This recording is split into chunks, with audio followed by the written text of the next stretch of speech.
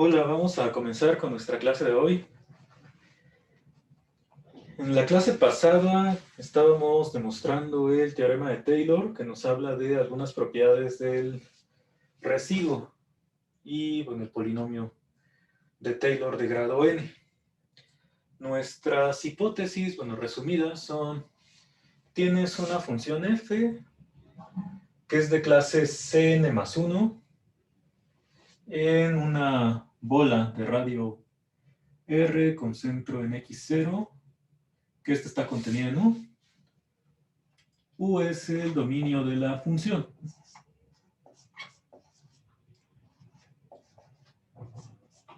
Esta función va de U contenido en Rn en R. Entonces, esta n minúscula pues es posiblemente distinta de n mayúscula, porque n mayúscula representa el grado del polinomio de Taylor que voy a calcular. Y la n minúscula pues es la que tiene que ver con la dimensión del espacio, ¿no? Rn. ¿Qué es lo que ya hicimos? Pues probamos el punto 1 y 2. El punto 1 lo que me decía es que el residuo tiene como la misma forma de los otros sumandos, bueno, de todos los sumandos del polinomio de Taylor.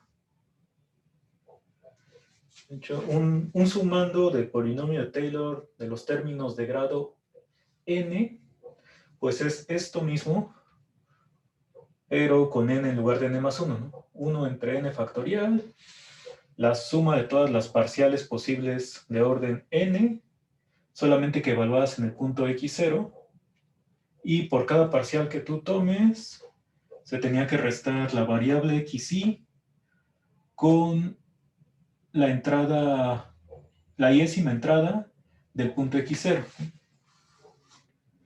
Y entonces, desde el punto 1, lo que te dice es que el residuo tiene esta misma forma, solo que no estás evaluando en x0 las parciales, sino en algún elemento que está en este segmento, entre x0 y x.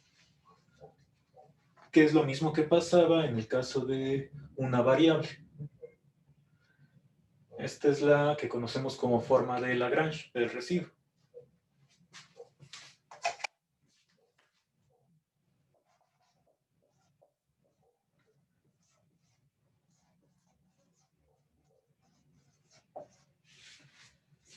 El punto 2, que también ya demostramos, pues es que el límite del residuo es, bueno, cuando divides entre x menos x0 a la n, límite cuando x tiende a x0, de esto es 0, que también lo puedes escribir como límite cuando x tiende a x0. El residuo es la diferencia de la función y el polinomio de Taylor.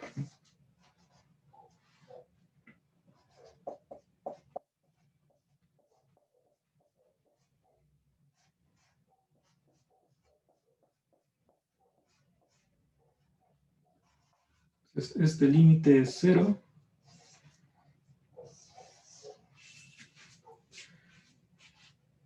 ¿Qué es lo que me está diciendo el punto 2?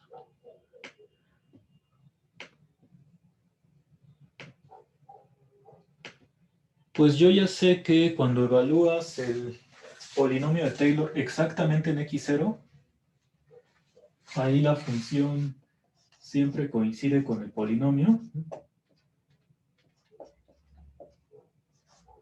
Es decir, esto para cualquier grado es igual a f de x0.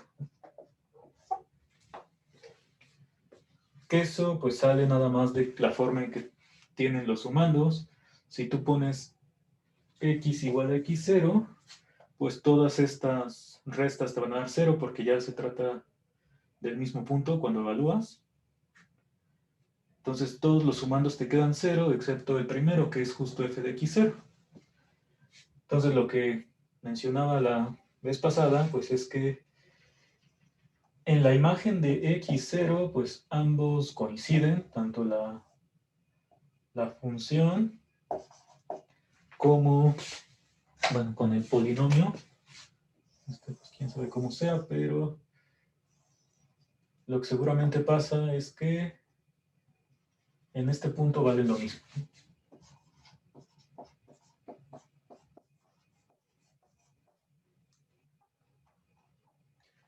El límite lo que me está diciendo es que para puntos cercanos a x0, es decir, alguna bola alrededor de x0, esta función con el polinomio de Taylor, pues tienen que estar cercanas. Se aproximan, o sea, puedo poner esto nada más así. Lo que me diría es que la función, bueno, el polinomio se aproxima a la función para valores cercanos de x0, pero lo importante de este cociente, pues es que se está aproximando más rápido que el denominador. Conforme n lo haces cada vez más grande, cuando x está cerca de x0, esto siempre va a tender a 0, pero para n más grande, pues la velocidad con la que tiende es más rápida. Entonces ya probamos 1 y 2, nos faltaba demostrar el punto 3. Y les mencionaba que la demostración de 3 era la más rápida, con lo que ya demostramos el jueves. ¿Por qué razón? Pues si yo supongo que existe P, un polinomio, bueno, vamos a llamarle Q.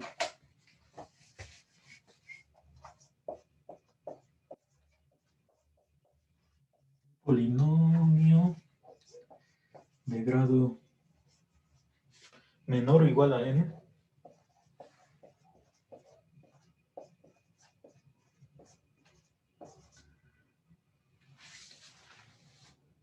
En las variables, pues x1 hasta xn.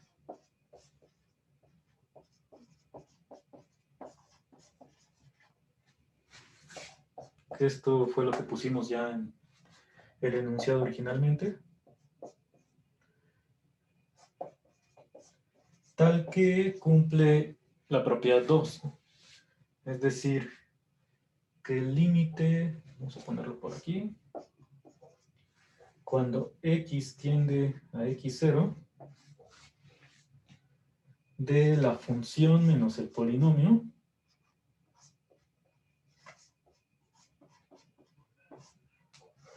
entre x menos x0, este límite a la n es 0. Entonces yo supongo esto y lo que quiero demostrar, pues es, yo le iba a poner PQ, pero no. Por demostrar que polinomio de Taylor en x0 de grado n, pues es Q. ¿Qué es lo único que tengo que hacer? Pues yo ya sé que este polinomio cumple la misma ecuación. Y entonces puedo restar los límites.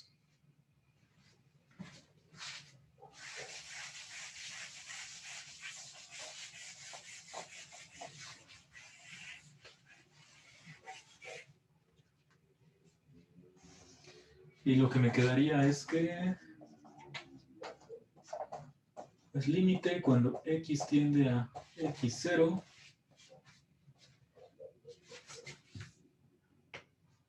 del polinomio de Taylor menos Q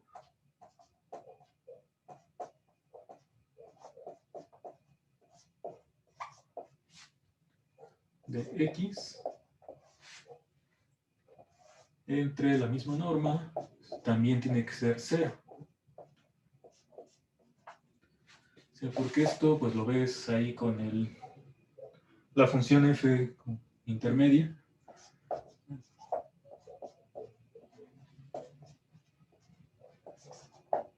Ese es el término que sumas y restas aquí.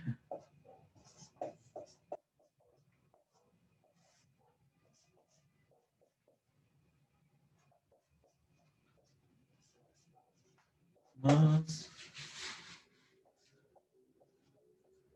el otro límite, que sería de... Bueno, vamos a ponerle menos.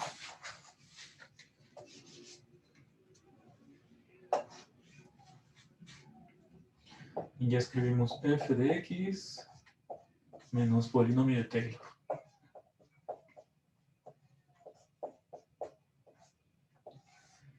Entonces, si expreso este límite como diferencia de estos dos, que ya sé que son 0, pues me queda que el límite es 0. Y ya nada más para concluir, pues uso el lema que se había probado el jueves,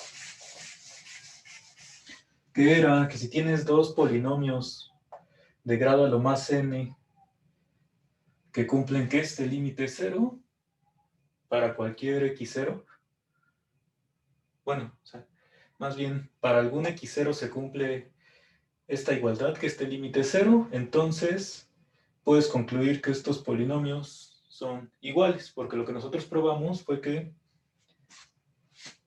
creo que le llamamos p de x, que si el límite de p de x entre x menos x0 a la n es 0, entonces p de x es el polinomio 0. Entonces lo aplicamos a esta diferencia que sigue siendo un polinomio de grado a lo más n.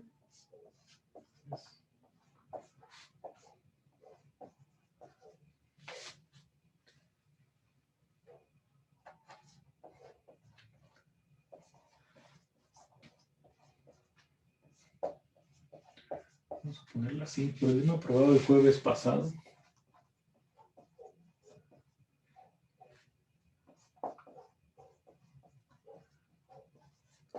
Tengo que toda esta diferencia es el polinomio 0. Ay.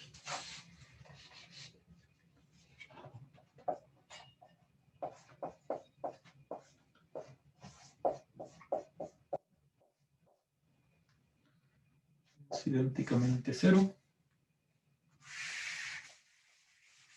Bueno, vamos a ponerle igual a 0 para toda x. Es lo mismo. Para toda x en Rn. Y ya de ahí concluimos que pues, el polinomio de Taylor de grado n es igual a q.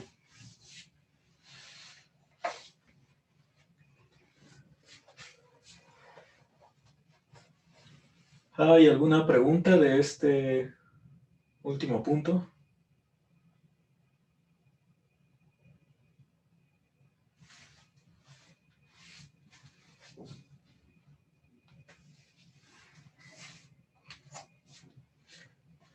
Entonces ya tenemos el resultado que generaliza lo que sucedía con polinomios de Taylor en una variable. Los límites que yo tomo en el caso de una variable, pues los puedo poner solamente como diferencia, sin norma ni valor absoluto en ese caso. O sea, como quedaba era polinomio de, bueno, f menos el polinomio de Taylor entre x menos a la n, límite cuando x tiende a a.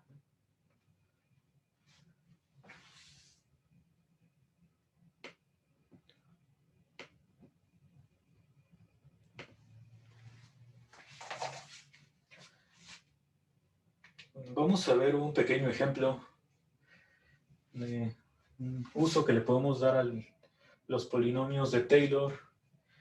En este caso, para calcular límites como los que calculaban hace algunos meses. O sea, no con cualquier límite puedo usar estos los polinomios de Taylor, pero pues si recuerdan en sus límites que aparecían como ejercicios, en muchas ocasiones el denominador pues tenía que ver con la norma al cuadrado, cosas así, alguna potencia de la norma, que es justo la forma que tienen estos límites donde estoy restando la función y el polinomio de Taylor. Entonces, como ejemplo,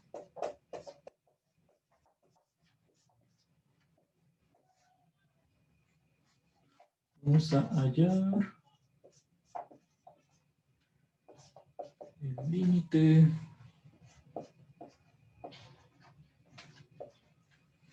Cuando x tiende a...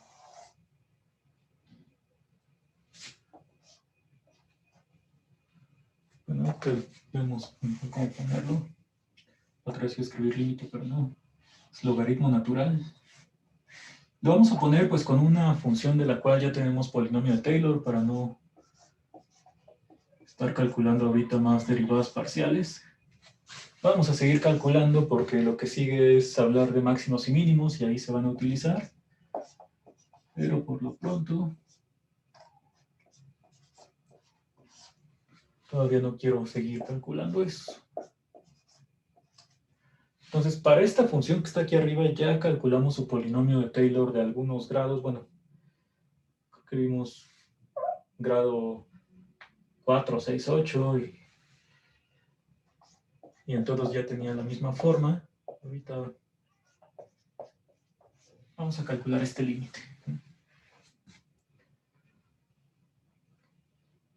Entonces, bueno, cuando x y tiende al origen, pues aquí te da 0.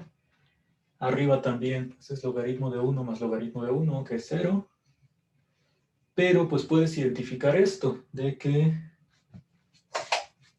estás dividiendo entre la norma de xy al cuadrado.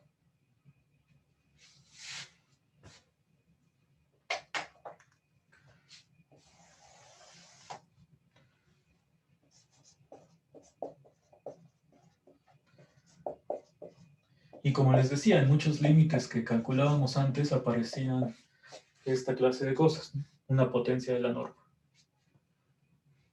Entonces esto lo puedo pensar como la norma de xy menos el origen elevado al cuadrado.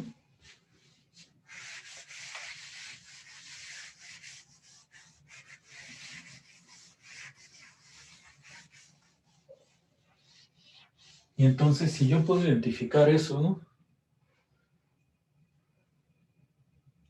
Puedo calcular pues el polinomio de Taylor de la función que está en el numerador y utilizar, bueno, vamos a hacerlo. Si el polinomio pues ya lo tengo, en este caso, ¿de qué grado lo voy a utilizar o calcular? Pues de grado 2, porque la norma está elevada al cuadrado.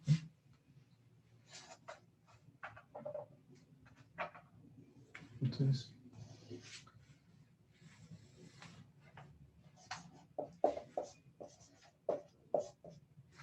vamos a llamarle g a la función que está en la parte de arriba.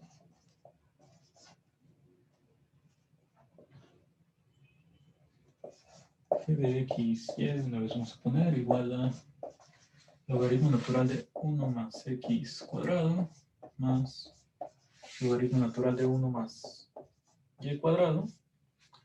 Que en este caso, pues el dominio de la función es todos los, bueno, todo R2, ¿no?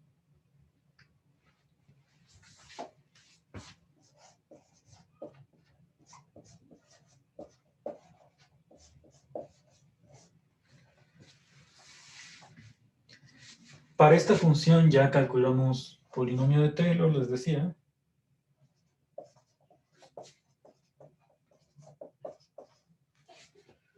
El de grado 2, para esta función g, en el origen fue donde lo calculamos, que es justo donde tenemos que calcular el límite. En un punto xy nos había quedado que es x cuadrada más y cuadrada.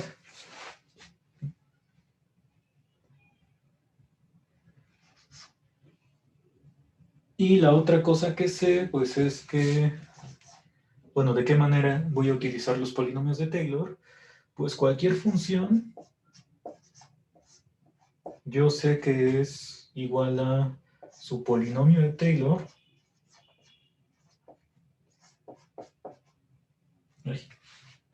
Es x y así. Más el residuo, porque así es como defino el residuo, la diferencia de estos dos.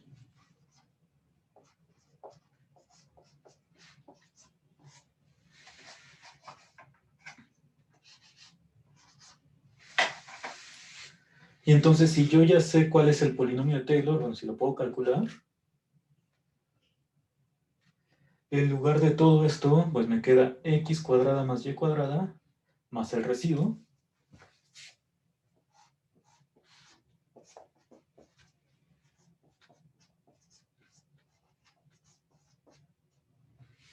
Bueno, a esto vamos a llamarle asterisco. Entonces, para no reescribirlo aquí, el límite que quiero calcular se convierte en límite cuando xy tiende al origen. Y entonces, en lugar de la función g, escribo el polinomio de Taylor, que es x cuadrada más y cuadrada, más el residuo.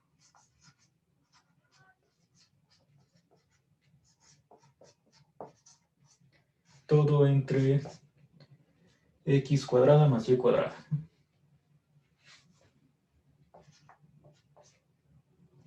Que, bueno, también lo puedo escribir ya, como dijimos. Bueno, da igual.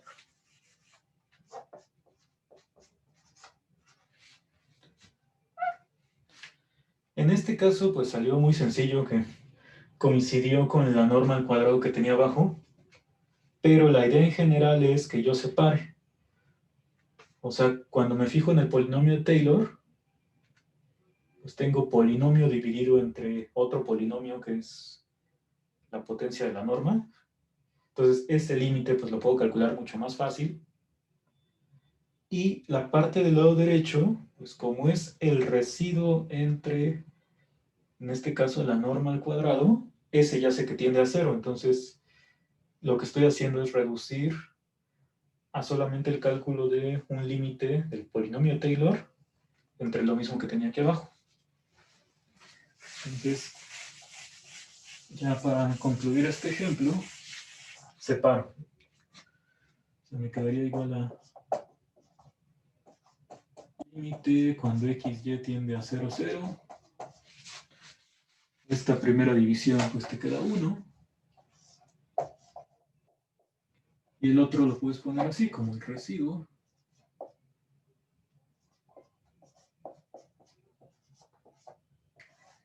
Entre xy menos 0, 0, norma de esto al cuadrado. Y pues finalmente esto es 1 más 0. Entonces el límite es 1.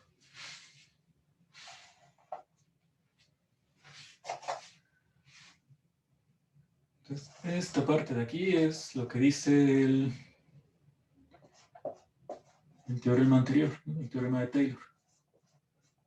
En su inciso 2 que pusimos.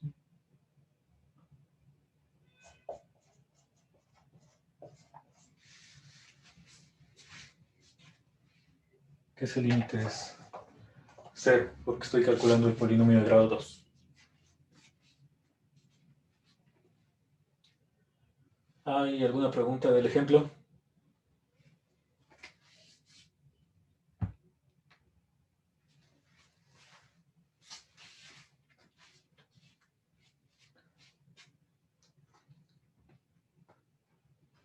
Bueno, los polinomios de Taylor vamos a seguir usándolos.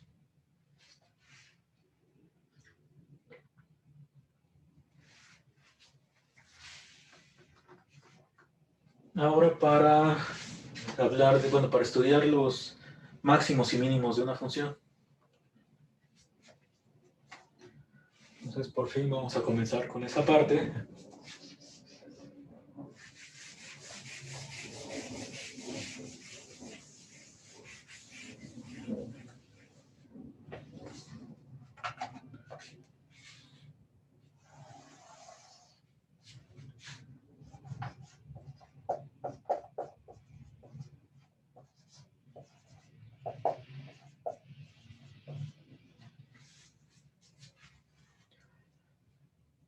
Entonces, vamos a definir primero, pues, qué significa que una función tenga un máximo mínimo global o local. Que bueno, seguramente ustedes ya podrían escribir una definición. Entonces, para que pensemos en la misma definición todos, es que vamos a escribir esto. Entonces, ahora voy a tomar una función f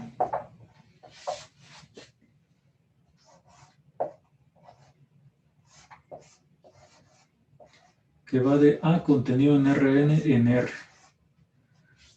Entonces, por primera vez en mucho tiempo vamos a dejar de escribir la U, es decir, este A ya es cualquier conjunto, no necesariamente abierto, conexo ni nada de eso. Entonces tengo esta F de A contenido en Rn en R y B un subconjunto de A, sobre el dominio de la función. Bueno, yo creo que de una vez ponemos x0 un punto de B.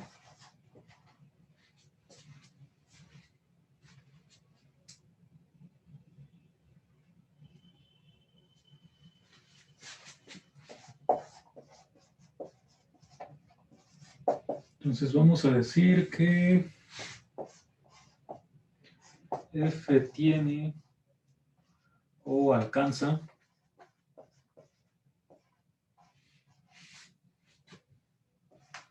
un valor máximo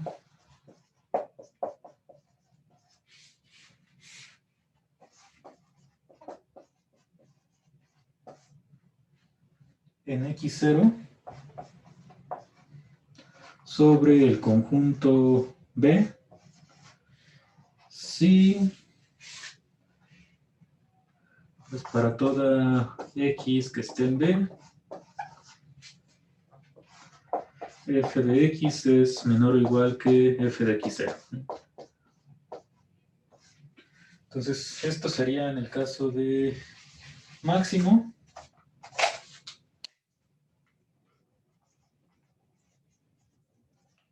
Y pues para mínimo,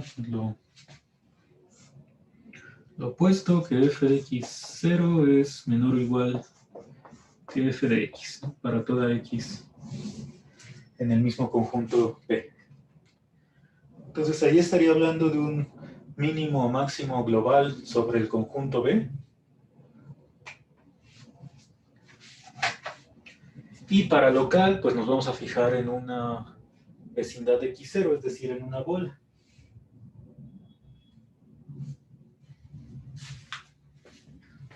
Vamos a ponerlo por aquí.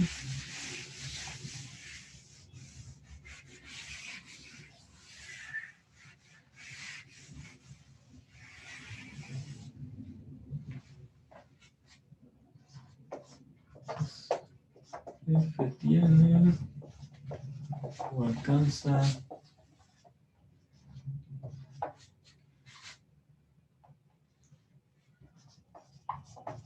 un valor máximo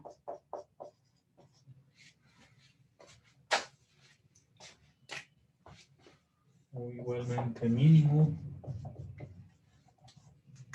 Ahora local en x0 nuevamente sobre B. Sí, pues se cumple algo similar, pero decía para una bola, es decir, si existe R mayor que 0, tal que para toda X que esté en la bola de radio R concentra en x0 intersección B, se cumple pues, la misma desigualdad. F de X es menor o igual que F de x0.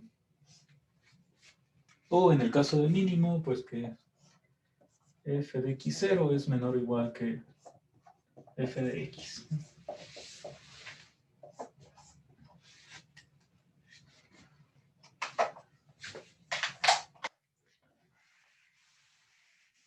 Aquí algo que notar es que este B, pues tampoco sé si es abierto, cerrado, nada. Entonces podría ser que B, por ejemplo, pues sea este conjunto y el punto X0 pues fuera un punto sobre la frontera. Entonces, en ese caso, cuando estoy hablando de máximo mínimo local, pues cuando tomas ahí la bola alrededor de X0, pues te estarías fijando en este conjunto, o sea, en la intersección de la bola con B. Entonces esta bola, pues de igual forma, no tiene por qué estar contenida en B.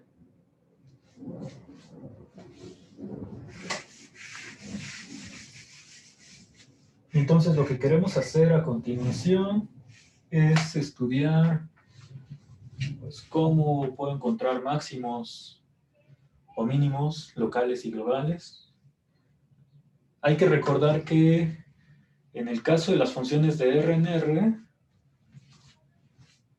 para los máximos locales,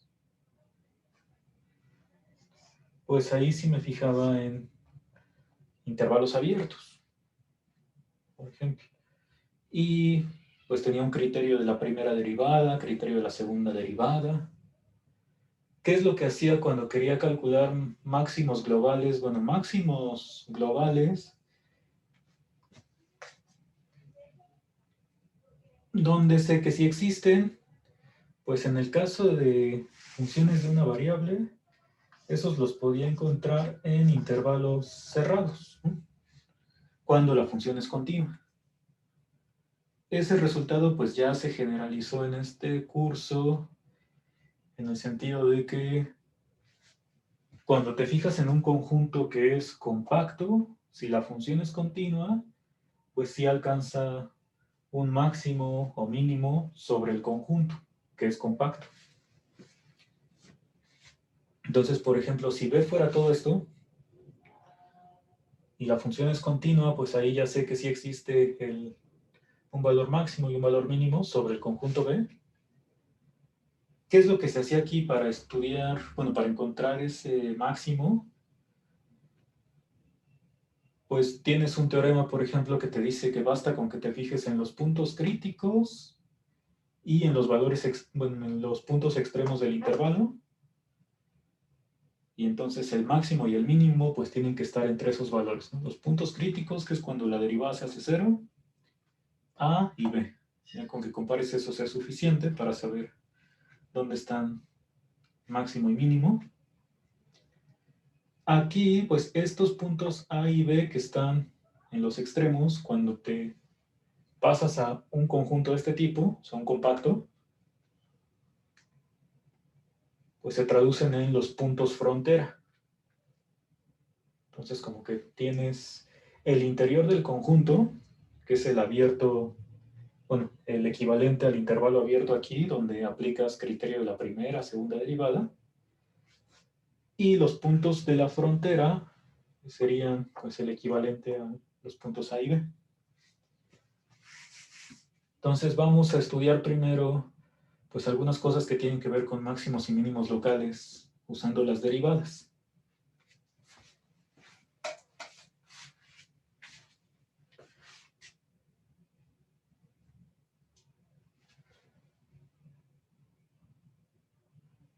Lo primero que vamos a hacer es, yo creo que aquí nos cabe el teorema. Casi todos estos resultados pues se van a parecer mucho a los que conocemos de una variable. Es ver que si x0 es un punto mínimo o máximo local y la función es derivable, entonces la derivada tiene que ser 0.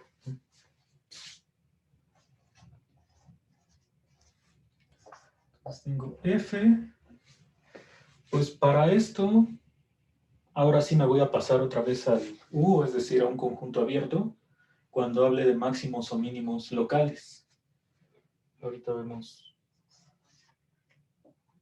Bueno, y después ya lo voy a juntar con el conjunto arbitrario que tiene frontera no vacía, posiblemente. Entonces tengo una función que va de u contenido en Rn en R. Y x0 en u. Y déjenme ver si de una vez pongo... Pues no, aquí yo creo que no es necesario poner lo de la R de siempre, del radio, con tal que la bola está contenida en U. Tengo muy pegado esto. Entonces tengo F y X0 un punto N. Entonces lo que dice el teorema es que si F tiene un mínimo o máximo local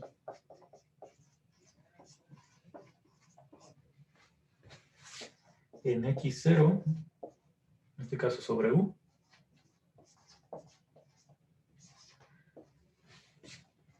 y F es derivable en X0,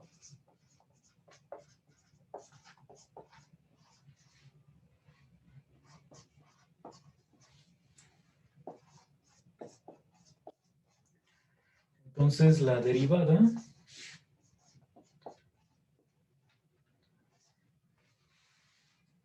tiene que ser la transformación lineal cero.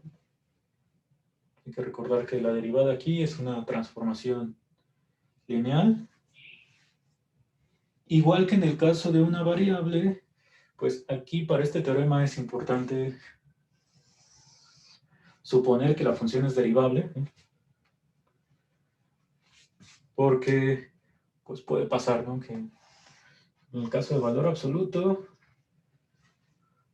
pues esta tiene un valor mínimo global y también, bueno, entonces también sería local, pero pues no es derivable ahí, entonces no tendría sentido hablar de esto. Y lo mismo pues tienes con funciones que tengan dominio contenido en Rn, ¿no? Puede que no sean derivables, pero de todas maneras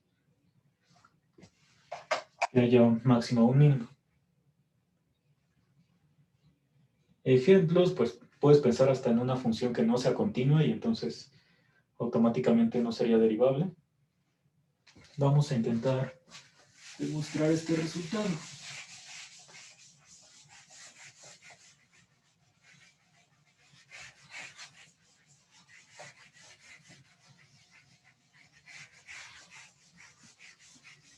Bueno, hace más de un mes, ya por lo de las vacaciones, que no hablamos precisamente de la derivada global,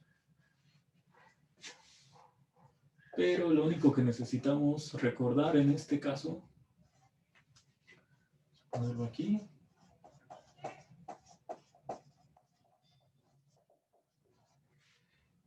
es que esta transformación lineal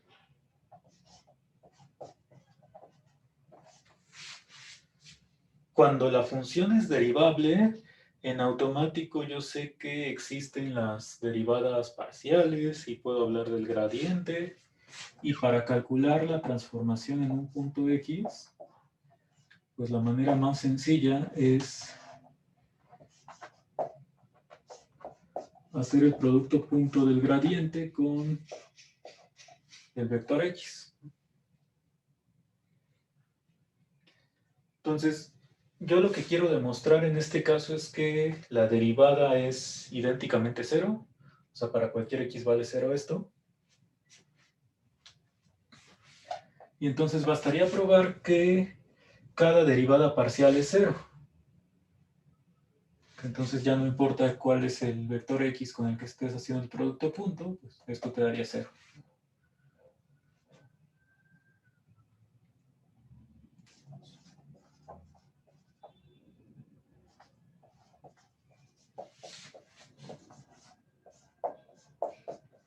Entonces, para ver que esto es igual a cero, para toda X en Rn, lo único que tengo que probar es que todas las parciales son 0 en el punto x0 para cada i.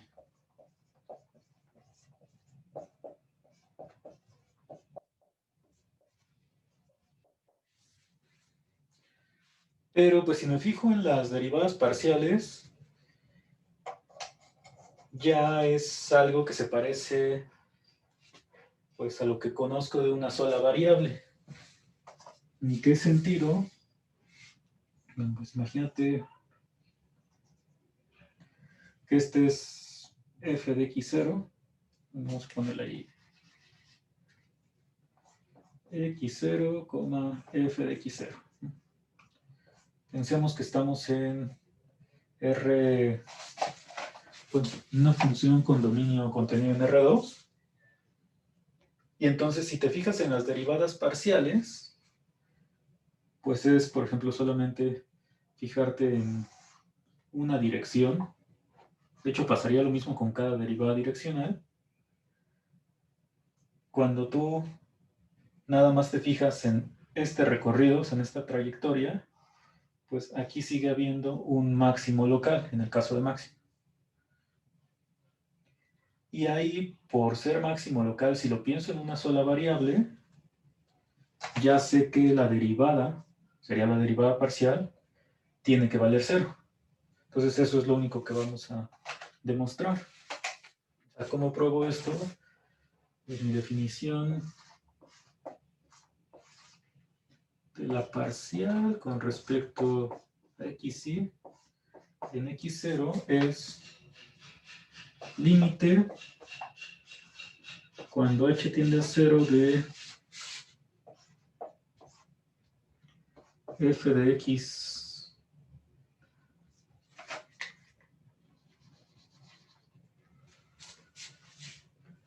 más h, x0 más h veces i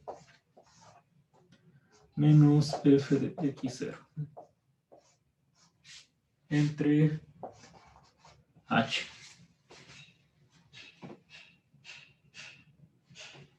Entonces, este es el límite que quiero calcular. Bueno, y ver que es 0.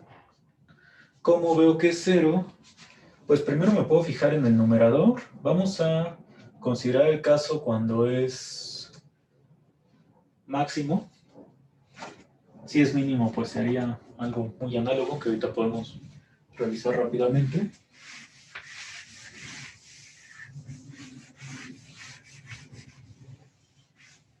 Entonces vamos a suponer que f de x0 es máximo. Y entonces, si alcanzo un valor máximo local, bueno, por definición yo sé que existe un radio.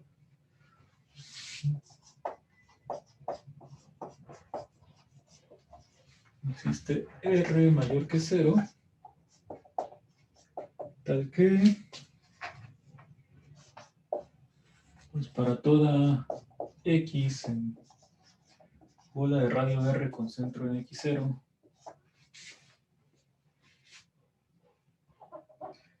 en este caso, bueno, si estoy considerando U abierto, pues esta R sí la puedo suponer de manera que la bola esté contenida en U. Tendrías un punto en el interior. Y entonces la definición de máximo local o de mínimo local, pues ya te da esta bola. Pero pues puedes fijarte en una más pequeña que ya esté contenida en U.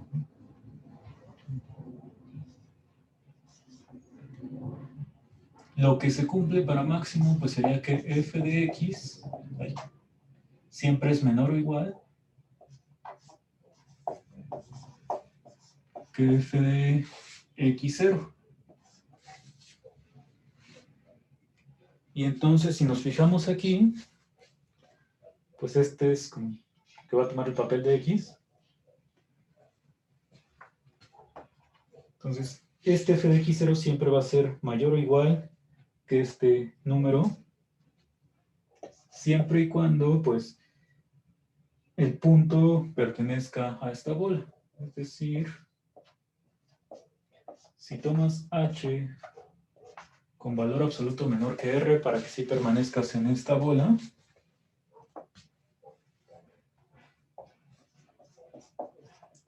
entonces f de x0 más h por i pues, es menor o igual que f de x0, es decir, esta diferencia es menor o igual a 0. Entonces aquí ya sé, si supongo que x0 es máximo, que para valores de h pequeños, o sea, menores que r, en valor absoluto, el numerador siempre es menor o igual a 0.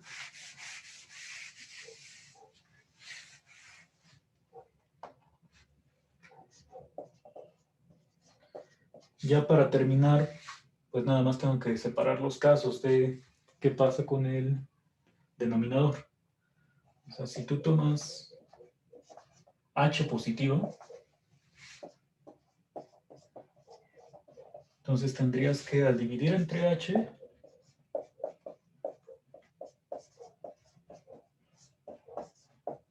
esto te va a quedar mayor o igual a 0.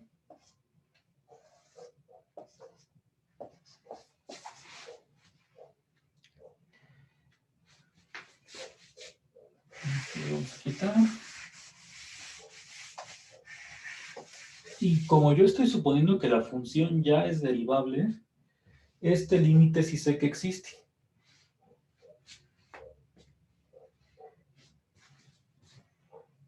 Entonces, si me fijo en el límite por la derecha, coincide con el valor del límite.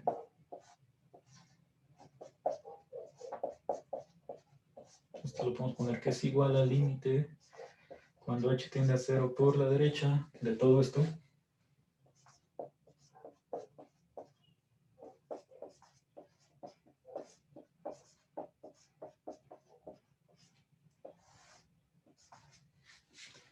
Y como esta función siempre es mayor o igual a 0 en este intervalo, entonces el límite también tiene que ser mayor o igual a 0.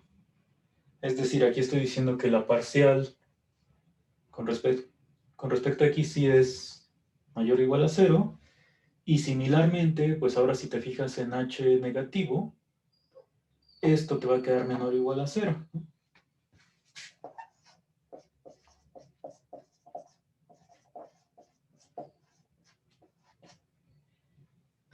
Es decir, si h está entre 0 y menos r,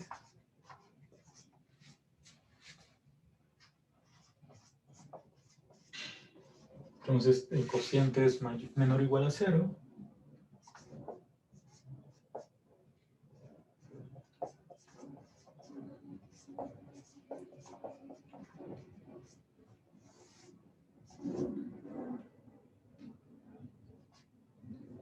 Ay, aquí creo que no sé por qué lo puse así, pero era al revés. Si para h positivo, pues cuando divido entre h esto no cambia. Entonces este se quedaría como menor o igual. Cuando tomo el límite también es menor o igual. Estoy en el caso de h positiva. Y ahora cuando h es negativa, pues ahora sí esto se invierte. Y el límite pues te quedaría que es mayor o igual a 0.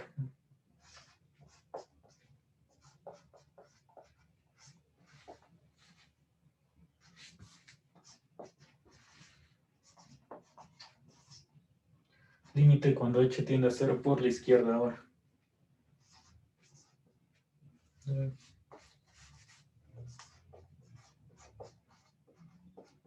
x0 más h veces i menos f de x0 entre h. Entonces esto sería mayor o igual a 0. Y ya con eso, pues concluyes que la parcial tiene que ser 0.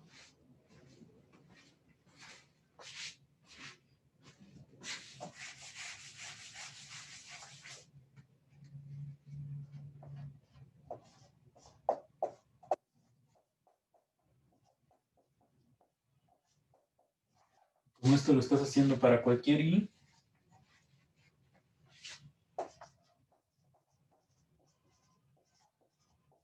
entonces la derivada es la transformación lineal 0.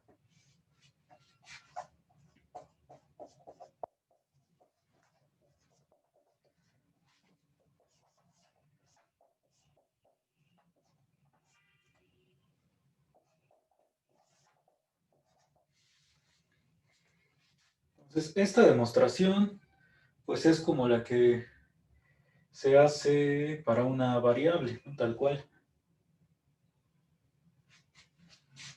Solamente que pues aquí lo estamos haciendo para una derivada parcial. ¿Hay alguna pregunta de este teorema?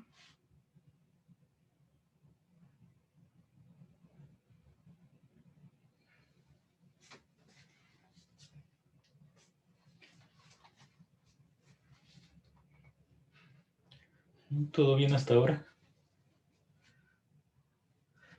¿O todo mal?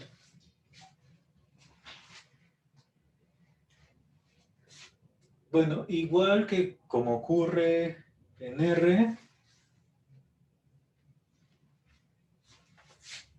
este resultado pues no es un sí, solo sí. O sea, ya dije que puede pasar que tengas un máximo o mínimo y que la función no sea derivable. Y el regreso sería, pues que si esto, bueno, si la derivada es 0, entonces es máximo o mínimo, pues eso no es cierto. Vamos a poner ahí un pequeño ejemplo.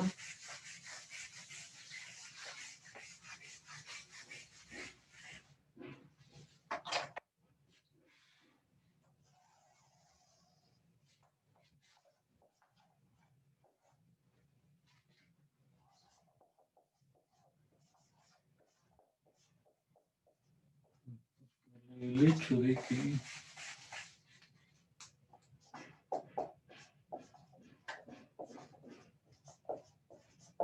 que la derivada sea la transformación 0 en un punto,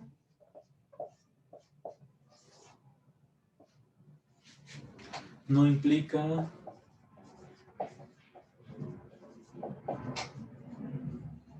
que que f tenga un punto máximo o mínimo.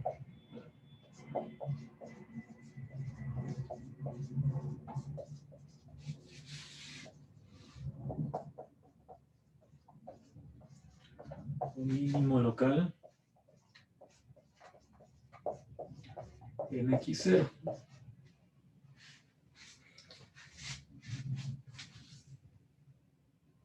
Igual que lo que pasaba pues, otra vez con respecto a R, les decía, en R, por ejemplo, pues tienes x cúbica,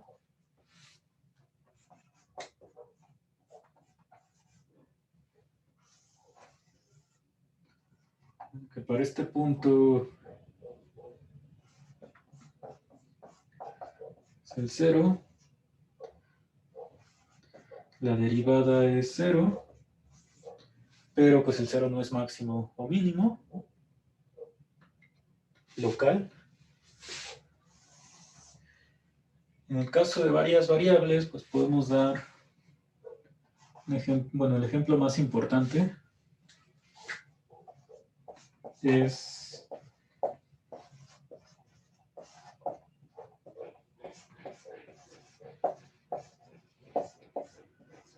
esta f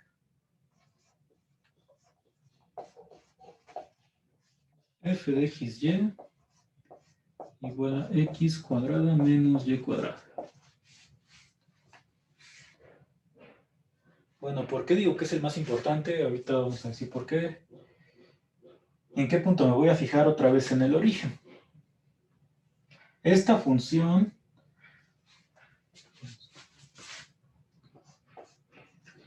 sus derivadas parciales son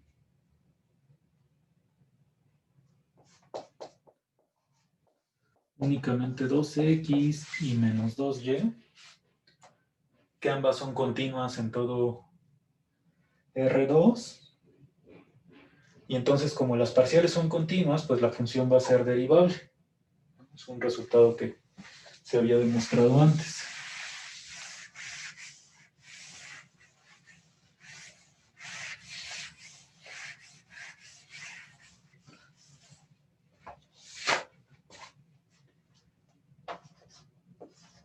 Entonces, derivada de f con respecto a y menos 2y. Entonces, como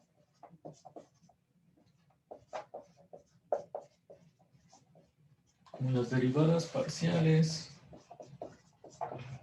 existen y son, bueno, son continuas, vamos a poner ya.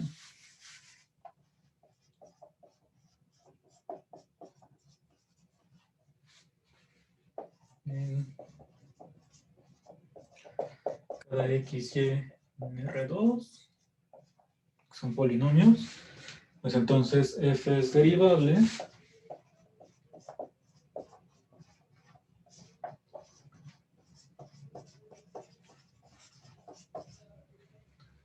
en cualquier punto de R2. Y en particular para el origen, pues tengo que la derivada, como las parciales son 0, la derivada es la constante 0.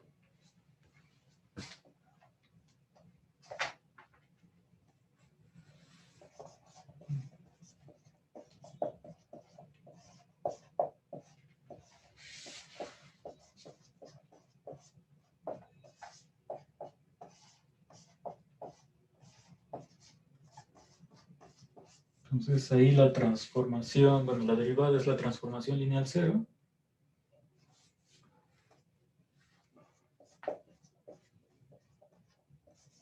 Derivada de f en 0, 0. Es idénticamente 0. Pero pues el 0, 0 no es máximo ni mínimo local, porque si tú tomas puntos de la forma x, 0, pues te queda un valor positivo cuando x es distinto de 0. Y para los puntos de la forma 0, y, si y es distinto de 0, pues esto es negativo.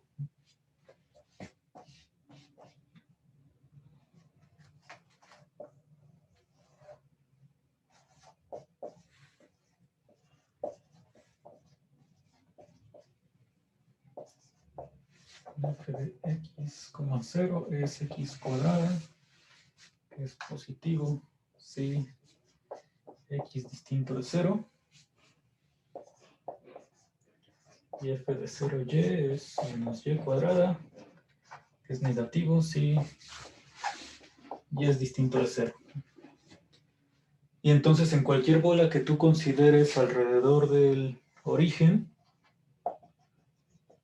este no puede ser un máximo ni mínimo local, bueno, máximo en la bola, ni mínimo en la bola, porque para los puntos sobre este eje tienes valores positivos, o sea, mayores que el valor de la función, y para los del otro eje, pues son menores, ¿no?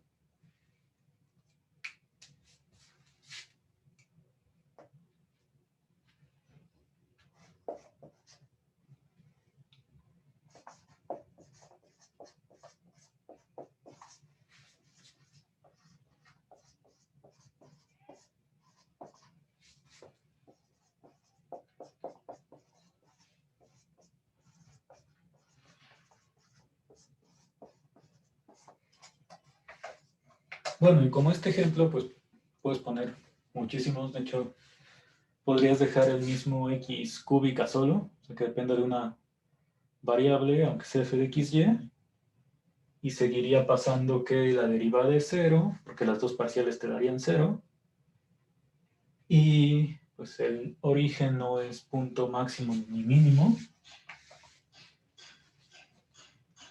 ¿Por qué razón digo que este es el más, bueno, el ejemplo más importante? Pues por su gráfica. Y porque estos puntos pues son a los que llamamos puntos silla. Entonces, ahorita ponemos la definición de punto silla, pero La gráfica de esta función pues ya se ha analizado antes. Vamos a visualizarla nuevamente.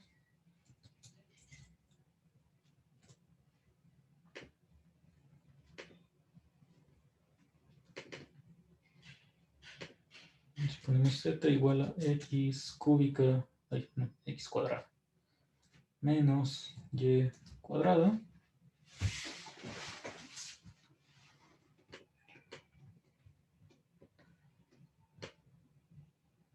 Aquí tengo pues, justo lo de uno de los ejes, que es el eje x, donde la función toma valores siempre positivos, excepto en el origen. Y sobre el otro eje, pues toma valores negativos. Y bueno, aquí en medio, los puntos que no están sobre los ejes, en una parte es positivo, que es lo que se ve de color más oscuro, y aquí abajo es negativo, lo que se ve más claro. Y entonces, a esta clase de puntos, donde la derivada es cero, pero no es máximo ni mínimo local, es a los que les llamamos puntos silla, pensando en este tipo de gráfica que pues tiene la forma de una silla de montar. Que bueno, no todos los puntos silla se ven así, porque les decía que si yo pongo x cúbica,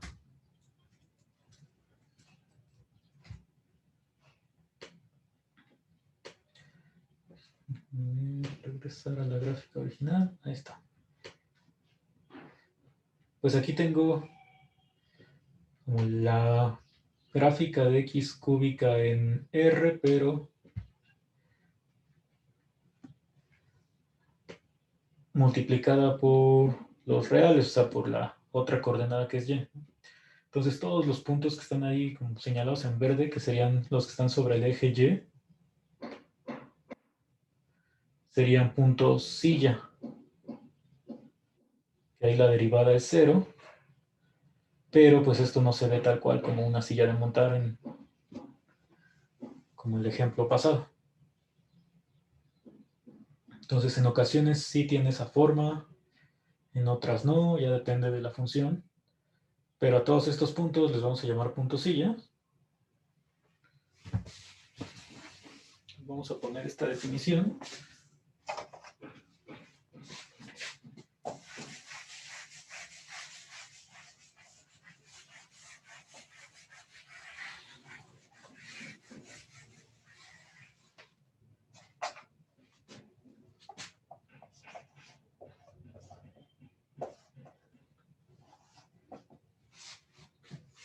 Entonces, si la derivada de f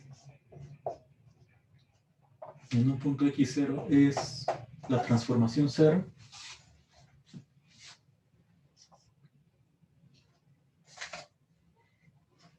pero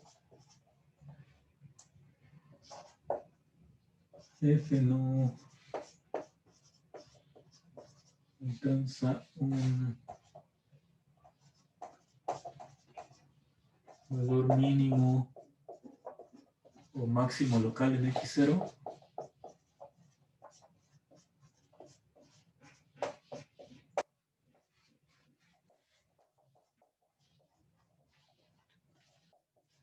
entonces lo que vamos a decir es que x0 es un punto silla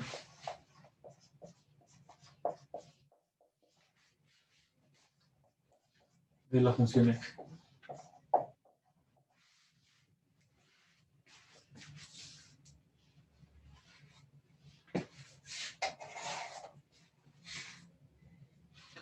Entonces, hasta ahora el resultado que tenemos es cuando sí es mínimo o máximo local, ahí la derivada tiene que ser la transformación lineal 0. Siempre que la función sea derivable.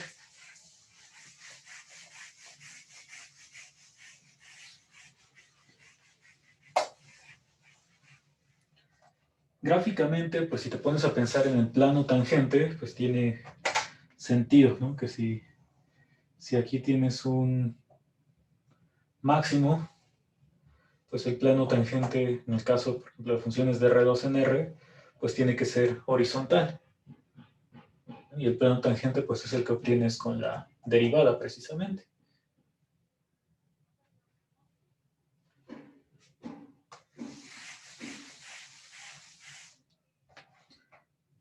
Entonces, este teorema, pues no me dice todavía cómo encuentro máximos o mínimos, porque me dice, si ya sabes que es máximo mínimo local, entonces pasa eso.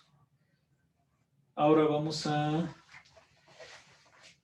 pues, dar un resultado que sí tiene que ver con la localización de máximos y mínimos locales.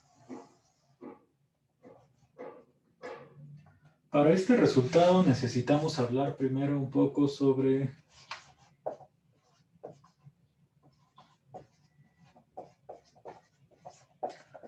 formas cuadráticas.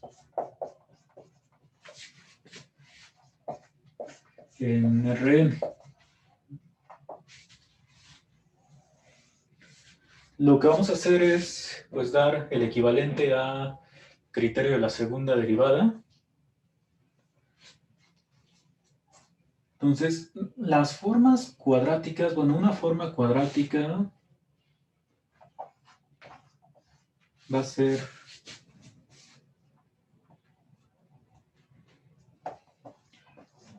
vamos a poner que además de la constante cero, son las funciones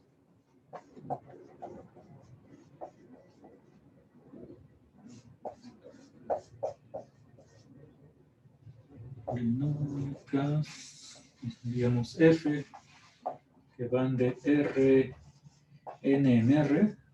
O sea, son más funciones del tipo que estamos estudiando.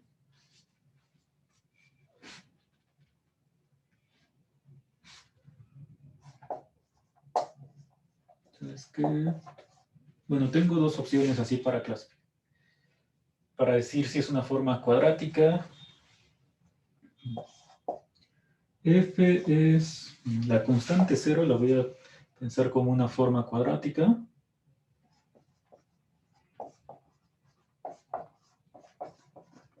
O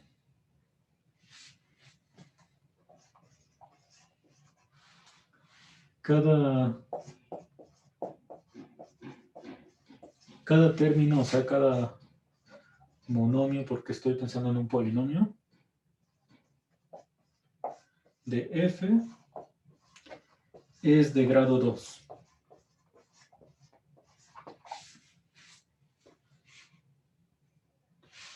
Entonces, estos bueno, puede ser, decía, la constante cero, eso no se nos tiene que olvidar cuando estemos analizando estas formas cuadráticas, o un polinomio de grado 2, pero que todos sus términos son exactamente de grado 2. Ejemplos.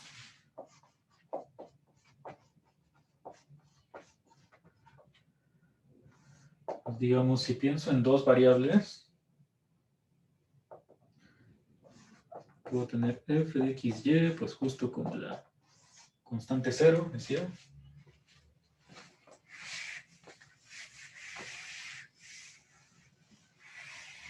O la otra forma que tendría para dos variables, pues puedo tener este término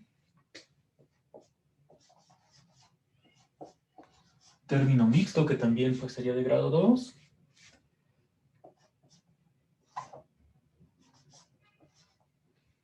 Esta es la forma ya general, que incluye pues justo a la constante cero, si pongo a, b y c, números reales. Entonces, esta es la forma que tiene pues una forma cuadrática en R2.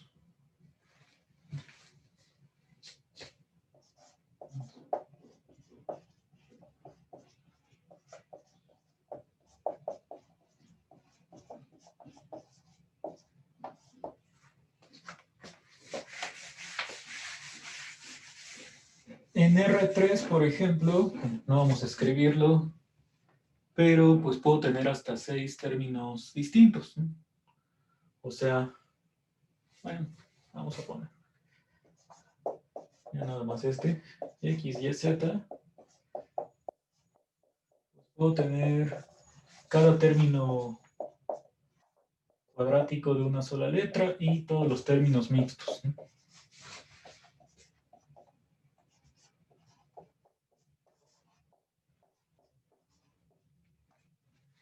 Y ya, o sea, ningún término de grado 1, ni constantes. Que nuevamente si haces todos los coeficientes 0, pues tendrías la constante 0. Si no, pues ahí están los demás. Entonces estas son las formas cuadráticas que vamos a, bueno, que van a aparecer más adelante con lo de nuestro nuevo como criterio de segunda derivada. ¿Por qué van a aparecer? Bueno, antes que otra cosa, estas formas cuadráticas las puedo representar por medio de, bueno, considerando una matriz asociada.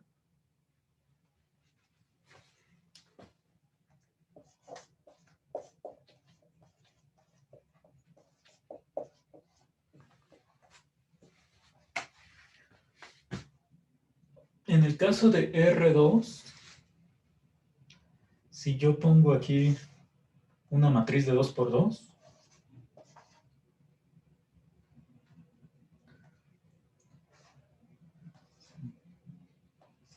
bueno, voy a ponerlo en el orden usual ABCD. Esta matriz la puedo multiplicar por vector XY, horizontal y verticalmente. Si yo hago esta multiplicación de la matriz cualquiera de 2 por 2 por XY y XY, pues ¿qué es lo que me queda? Aquí tendría AX más BY, CX más DY, y luego multiplicando nuevamente por XY ahora de manera horizontal, pues tengo AX cuadrada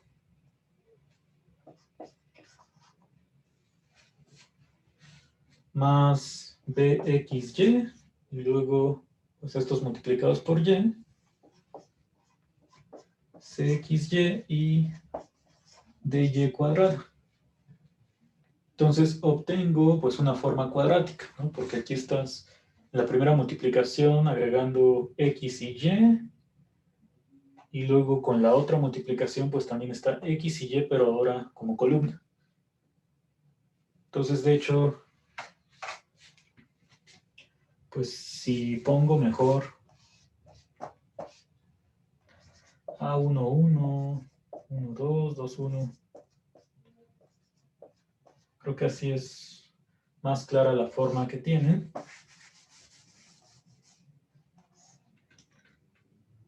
Igual a esto, pues vamos a llamarle X1, X2 y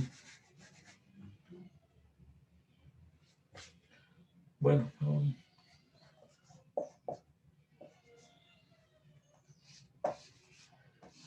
mejor este lo ponemos ya para n variables.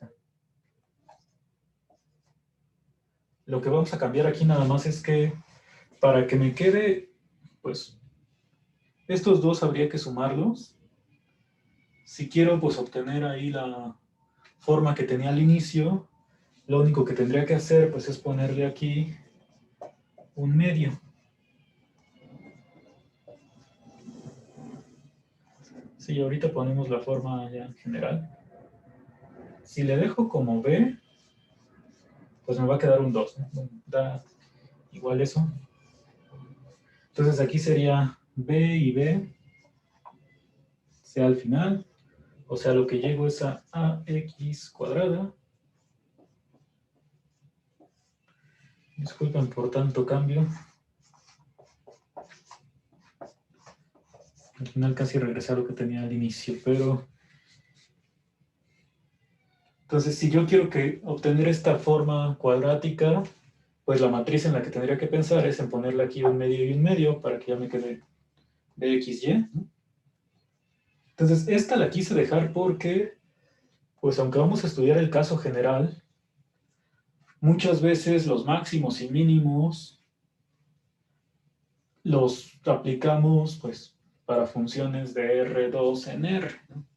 Al menos para visualizarlos siempre estamos poniendo ejemplos de este tipo, de R2 en R. Entonces pues hay que tener muy claro cuál es la forma que tiene esta matriz para las formas cuadráticas en R2. Entonces ahora sí, en general,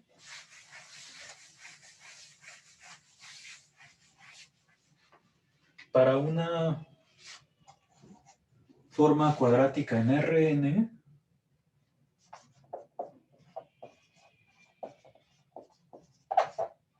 pues si yo pongo el vector x1 hasta xn y lo multiplico por una matriz de n por n, que aquí pues sí vamos a poner, sí,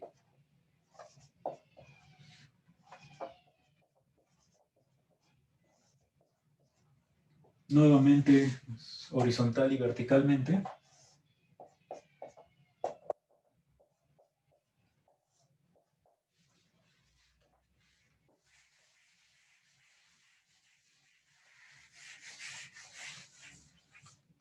Pues si hago primero la multiplicación del lado derecho, lo que tendría es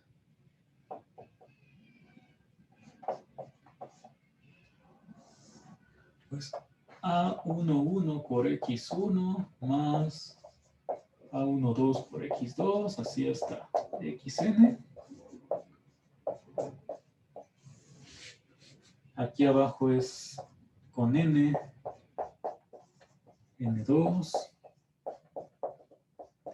hasta, si cabe, nn, xn. Esa es de la primera multiplicación. Cuando yo multiplico por el vector que está del lado derecho, perdón, del lado izquierdo, pues este renglón lo multiplico por x1 y entonces lo que vamos a obtener es A11 por x1 cuadrado, A12 x1 x2, x1 xn, eso para el primer renglón. Esto va a continuar hasta la última que estamos multiplicando por xn.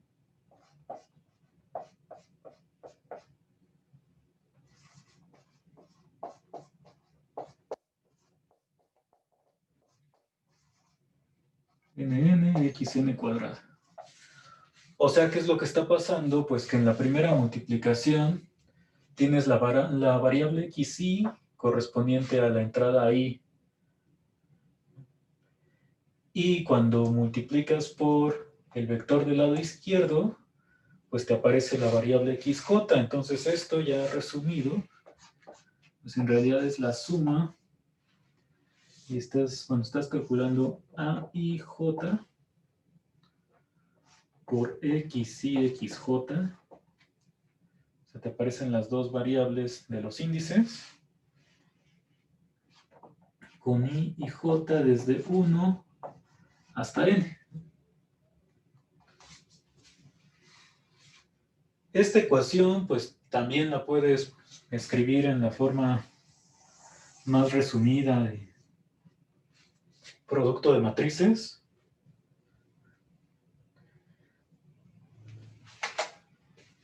Pero entonces, cuando tú tienes una matriz cualquiera y multiplicas por estos dos vectores, el vector de las variables x1 hasta xn, llegas a esto que es una forma cuadrática. ¿Por qué razón? Pues estás justo sumando puros términos de grado 2. Van incluidas estas dos variables. Y es la forma cuadrática, pues como más general que tienes, así como nosotros escribimos el caso de R2 y R3, porque aquí incluye todos los términos posibles. De hecho, igual que en el caso de R2, que aquí nos apareció pues un XY en el sentido de este y este, pues allá también tendrías siempre dos, bueno, salvo los cuadrados que son de una sola variable, todos los demás pues se repite el XY, XJ con XJ, XY, que ya como multiplicación pues representarían términos semejantes, ¿eh? Y entonces, así como aquí dijimos, pues tú le puedes poner un medio y un medio a la B para que te quede nada más BXY.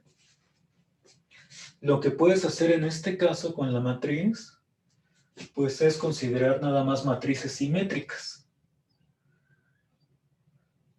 Es decir, si tú tienes una forma cuadrática, así en general, ¿en qué matriz te vas a fijar? Pues los términos que sean de XY al cuadrado son los que van aquí. Y todos los demás, los mixtos, pues los pondrías aquí y acá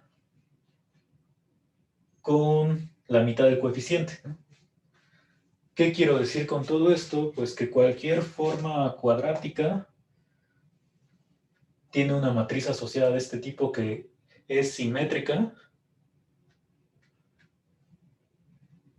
Y bueno, cualquier matriz, cuando haces esta multiplicación, te da una forma cuadrática, en particular, pues las matrices simétricas.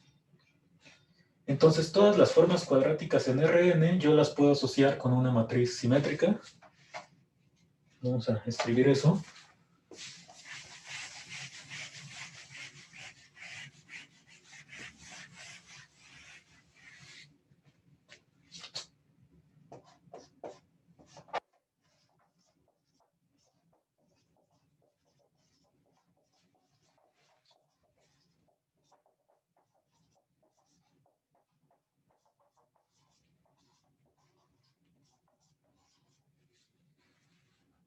Entonces, tiene asociada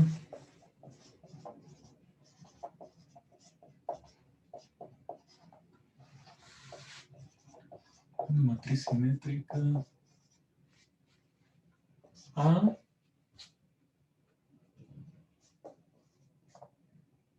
tal que, pues,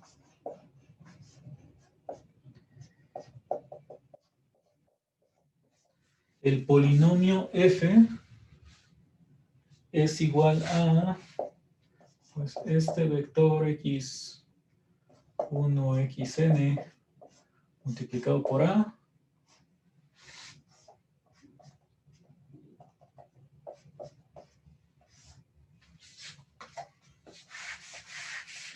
que pues una manera más compacta de escribir esto sería f del vector x0, bueno, perdón, del vector x, es x por a, y el de acá sería x transpuesto.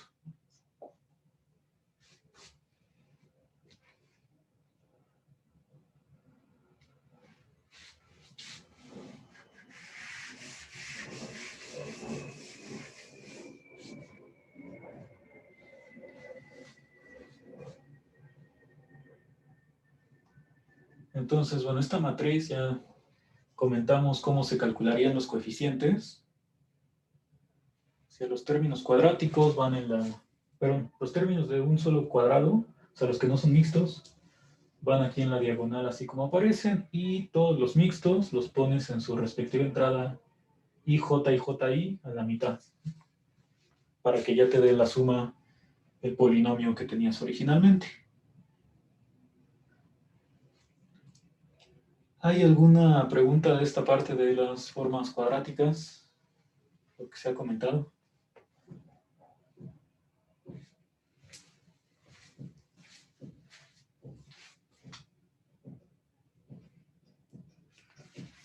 Bueno, ¿qué más tenemos de esto de las formas cuadráticas o por qué se van a utilizar con lo de las derivadas? Pues esta operación que hicimos, lo que nos queda aquí,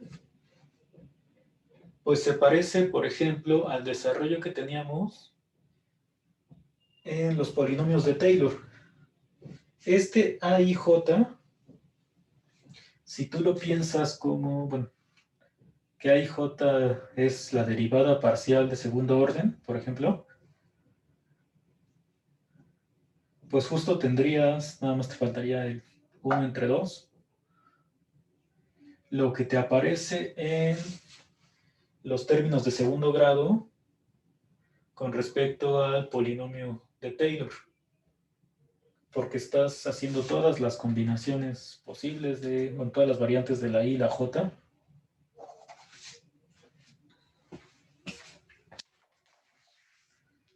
Vamos a escribir con qué forma tenía el polinomio de Taylor de grado 2, que es el que vamos a utilizar con respecto a estas formas cuadráticas.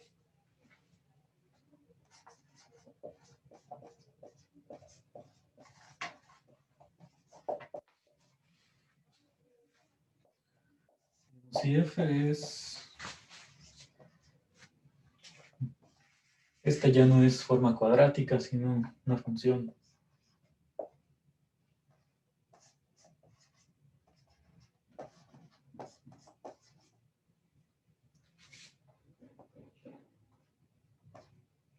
De Rn en R, x0 es un punto en U, y R mayor que 0 es tal que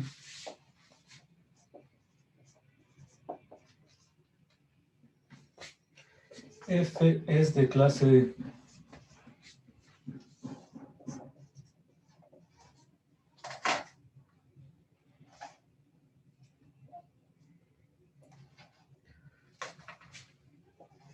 C2 en la bola, el radio R concentra en x0. De clase C2 sería para definir el polinomio de Taylor. De una vez vamos a ponerle mejor clase C3, para que aquí pues ya tenga lo que demostramos del residuo.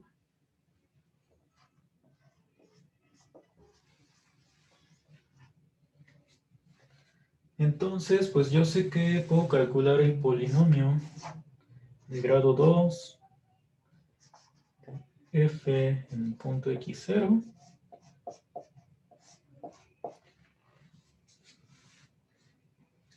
Y este está dado por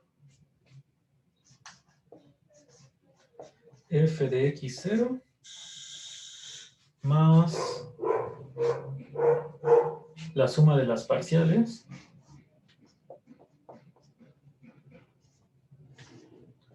de f con respecto a xy, evaluadas en el punto x0, por xy menos xy0.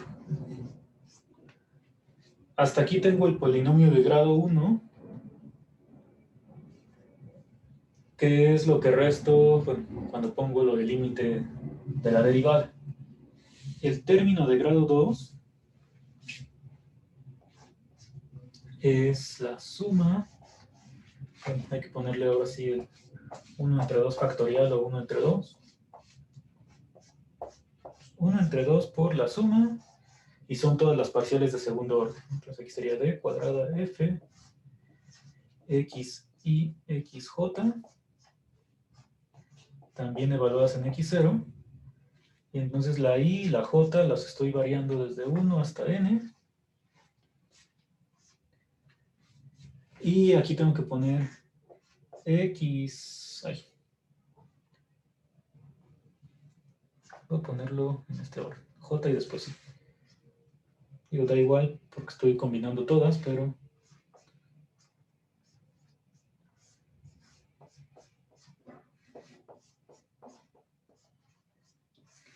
esta es la forma que tiene un polinomio de Taylor de grado 2.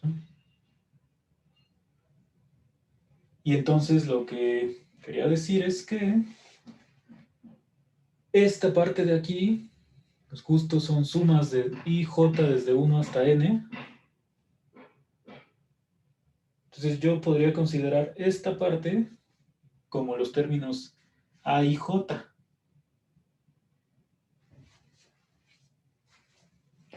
este XY y XJ pues estarían aquí, nada más que les estoy restando un número. Entonces, para que ya se parezca más a eso, vamos a poner un pequeño cambio que se va a estar usando muchas veces. Es, en lugar de pensar al punto X0 y X de la bola,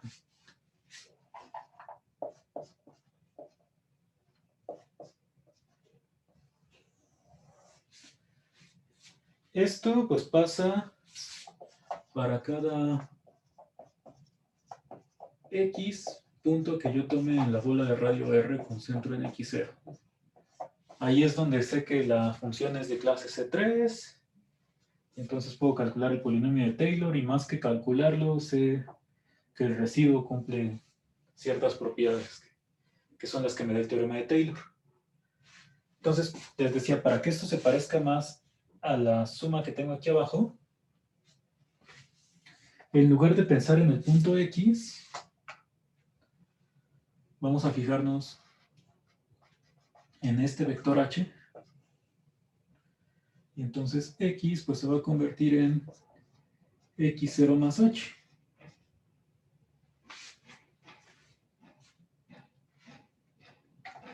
¿Eso para qué? Pues vamos a ponerlo. Entonces, toma H, que sería el vector ahí de la dirección, en Rn, tal que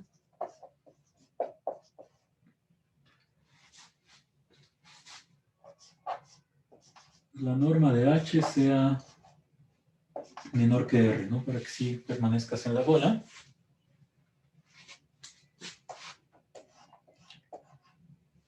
Y entonces, en lugar del polinomio evaluado en X, pondríamos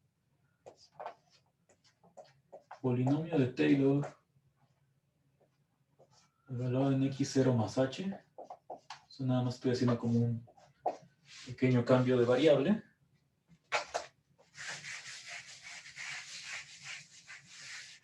Entonces, ¿esto en qué se convierte? Pues seguiría siendo f de x0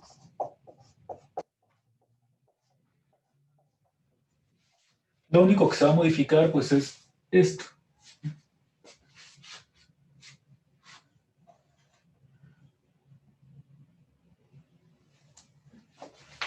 Este h pues tiene sus entradas como siempre h1 hasta hn.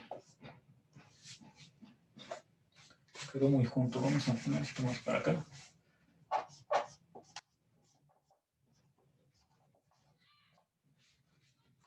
Entonces tendría f de x0, después la suma de las primeras parciales,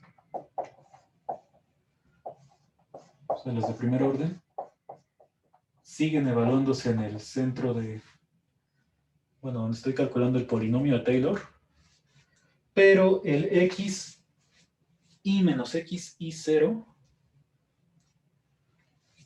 pues esto ya sería nada más, cuando tú restas x menos x0 te queda la h, sería hi.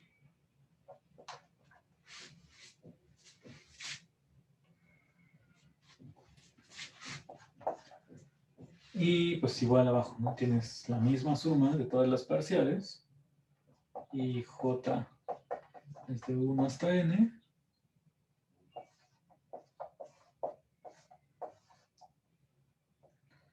xj, xy. Evaluado en x0. Y entonces nuevamente si restas el punto x menos x0, pues nada más te va a quedar hi y hj. Y entonces esto, pues ahora ya se parece más a lo que tengo aquí abajo.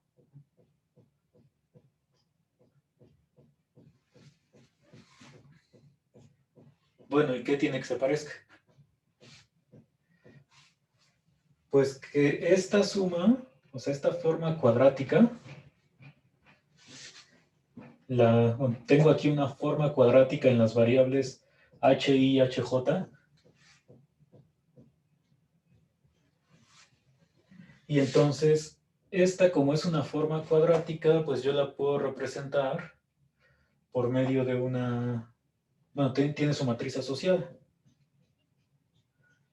donde esa matriz, sus coeficientes, son pues los términos A y J, que en este caso serían las parciales de segundo orden.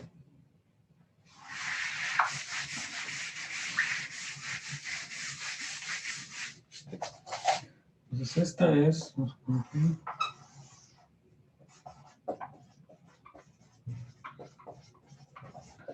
una forma cuadrática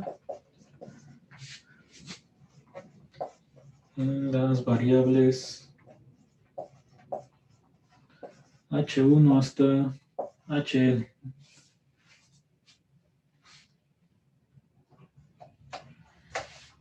Y entonces esa matriz asociada, pues es a la que vamos a llamarle matriz hessiana, la que tiene todas las derivadas parciales de segundo orden.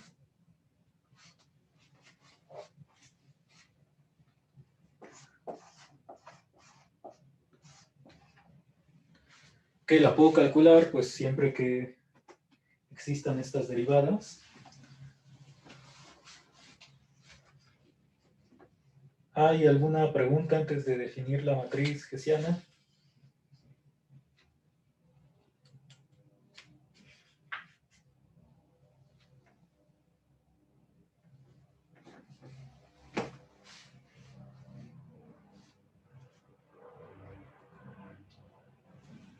Entonces, bueno, hasta aquí, como todavía no he dicho nada del residuo ni propiedades, pues de hecho la matriz, pues vamos a definirla nada más con la hipótesis de que f sea de clase C2. Tú la podrías definir nada más con que existan las derivadas parciales, pero pues las propiedades importantes son cuando estas parciales son continuas, ¿no? En particular, pues si las parciales de segundo orden son continuas, las cruzadas coinciden y la matriz hessiana pues nos va a quedar que es simétrica. Entonces vamos a tomar F, una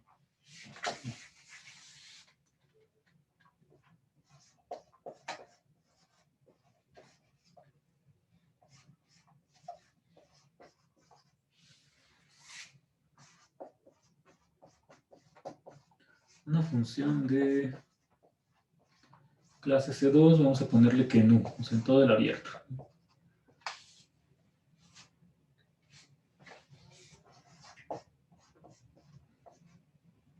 Entonces, si tú tomas x0 un punto en U, puedes definirlo, por ejemplo, en una bola, pero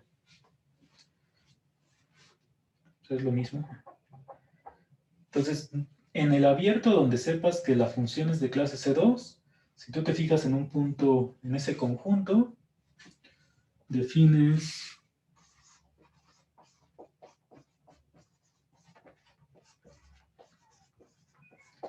la matriz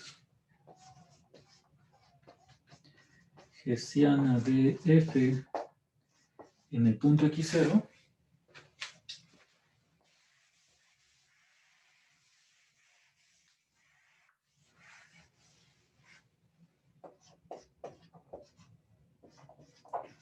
como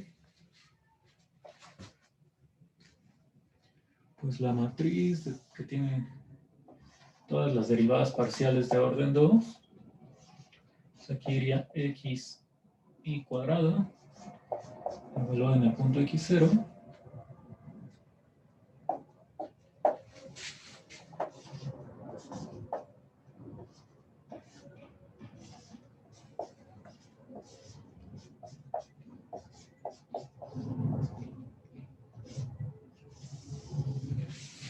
Entonces, en el primer renglón, aquí más bien sería x1, estoy derivando primero con respecto a x1 y después con respecto a la otra variable.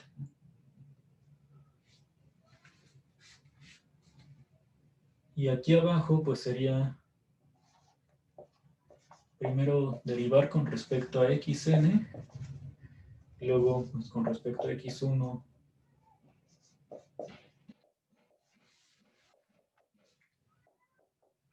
a la matriz que tiene todas las derivadas parciales de segundo orden es a la que le llamas matriz hessiana.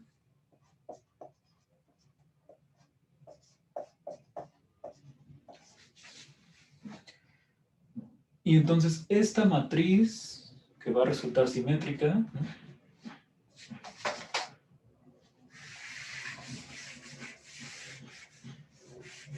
pues tiene una forma cuadrática asociada.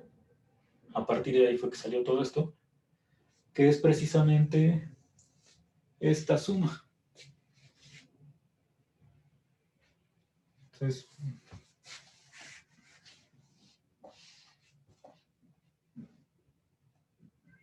vamos a llamarle HF, H de hessiana, evaluado en X0.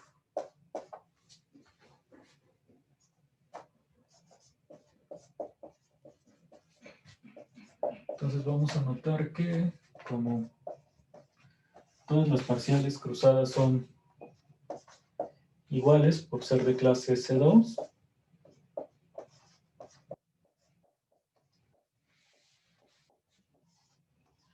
entonces esta matriz resulta simétrica.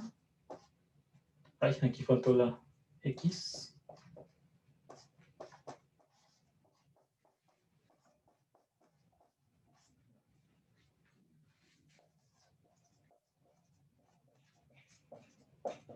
Esto es para acá. Y J desde 1 hasta N.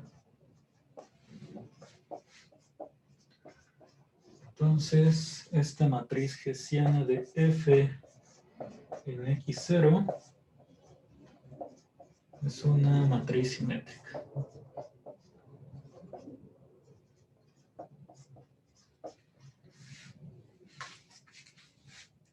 Bueno, aquí hay algo importante que especificar, lo que dijimos de que esto se cumple porque la función es de clase C2. Eso no se nos debe olvidar.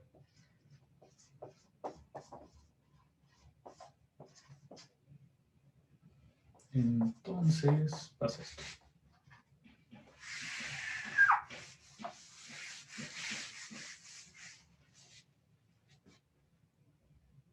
Y ahora, bueno, ya tienes esta matriz hessiana.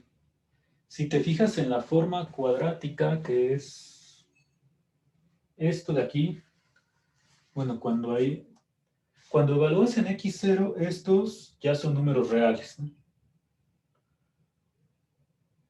Y entonces para tener tu forma cuadrática, pues tienes que multiplicar ahí por el vector aquí transpuesto y aquí horizontal, ¿no?, que para nuestro caso de esto, pues es el vector h. Si te regresas a poner aquí x1 hasta xn,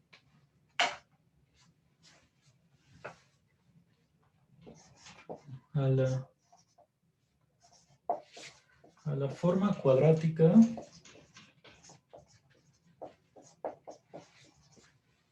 asociada,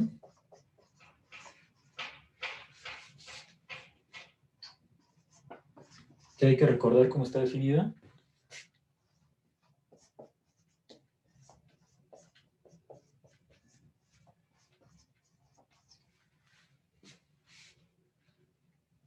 Por lo pronto le voy a llamar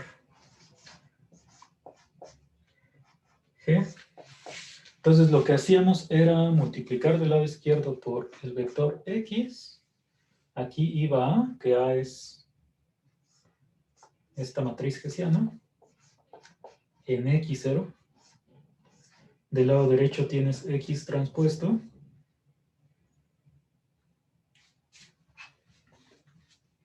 A esta forma cuadrática le vamos a llamar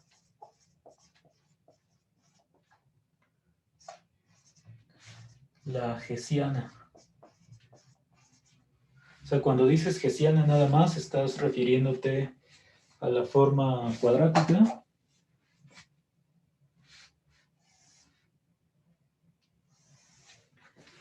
Y cuando decimos matriz hessiana, pues a la matriz. Bueno, y después, nada más, un pequeño adelanto, pues va a ser importante a veces calcular el determinante, o bueno, más que calcularlo, pues el determinante de esta matriz también nos va a decir propiedades, y al determinante le vamos a llamar el hessiano. Entonces, a ver si no nos confundimos con los tres nombres que se van a parecer mucho. A esta hessiana, es decir, a la forma cuadrática, la vamos a denotar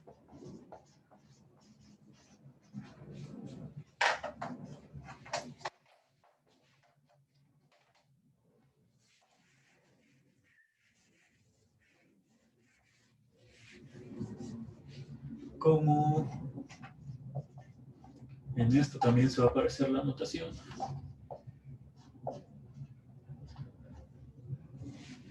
HF subíndice X0.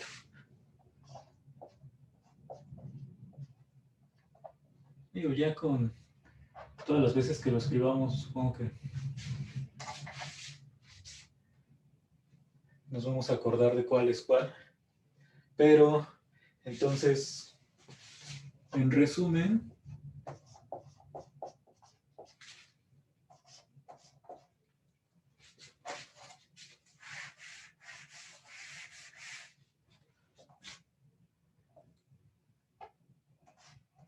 HF subíndice X0, que es la forma cuadrática, es decir, la hessiana, cuando yo la evalúo en un punto X0, pero en un punto X, la manera de calcularla con la matriz pues es X por la matriz hessiana, o sea, por la matriz de derivadas parciales, por X transpuesto. Entonces esta es la hessiana.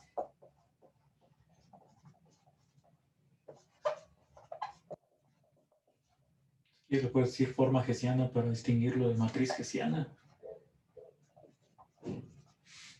Y están relacionadas de esta forma.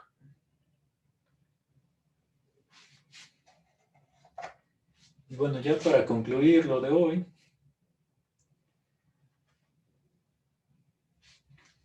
yo creo que mejor eso lo escribimos la próxima clase.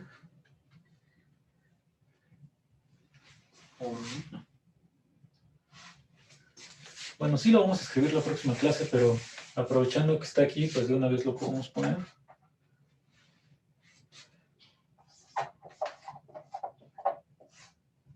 Hay que observar que esta suma, que fue a partir de donde se definió todo, pues justo es la hessiana de X0 evaluada en el vector H.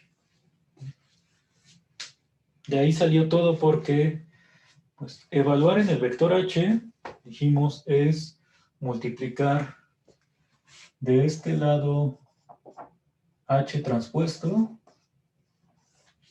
del lado izquierdo el vector H horizontal.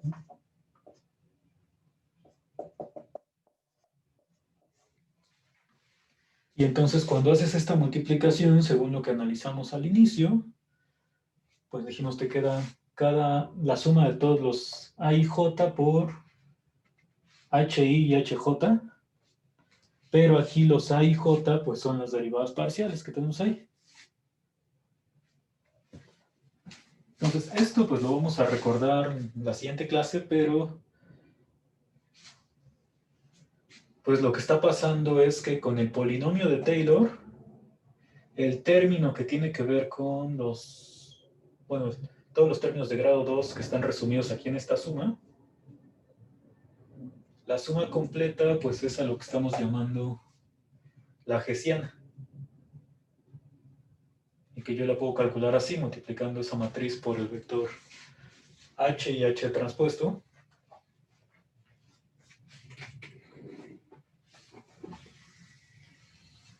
Entonces, en nuestra próxima clase, pues recordamos las definiciones que acabamos de poner y ya las aplicaremos para obtener criterios de cuándo un punto es máximo local o mínimo local.